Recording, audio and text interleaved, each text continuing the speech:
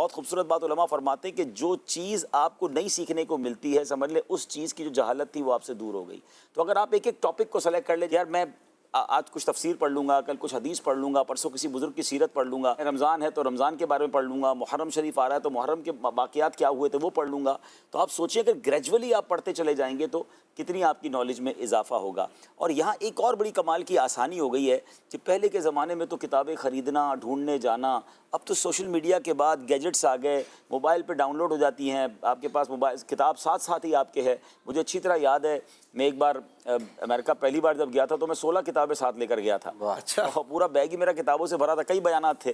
اچھا اب تو کوئی کتاب لے جانے کی ضرورت ہی نہیں پڑتی ہے, ساری کتابیں اسی میں آ جاتی ہیں. تو آسانیاں اتنی ہو گئی ہیں, پھر بھی کتابوں سے دور ہو گئے ہیں. پہلے کتابیں خریدنے جانا پڑتا, پیسے بھی خرچ ہوتے تھے. ہاں یہ ضرور ہے کہ ہم نے ایک نہ ایک کتاب ہر مہینے اللہ توفیق دے تو خریدنی ضرور چاہیے, وہ آپ کی لائبریری بھی بنتی جاتی ہے.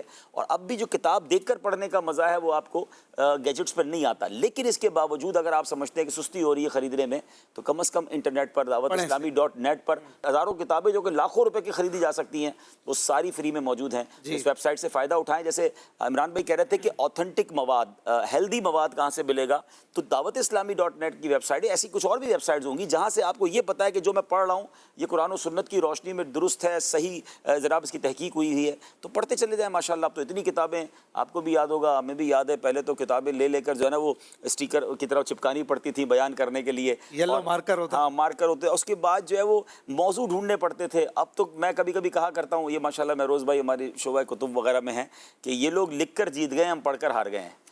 اب مکتبۃ المدینہ نے, حالانکہ لکھنا مشکل ہے, مدینہ العلمیہ نے, امیر اہل سنت نے اتنی کتابیں دے دی اور دیے چلے جا رہے ہیں کہ ہم اللہ کرے اس کو پڑھنے والے بن جائیں تو پتہ نہیں کتنا علم بڑھ جائے گا.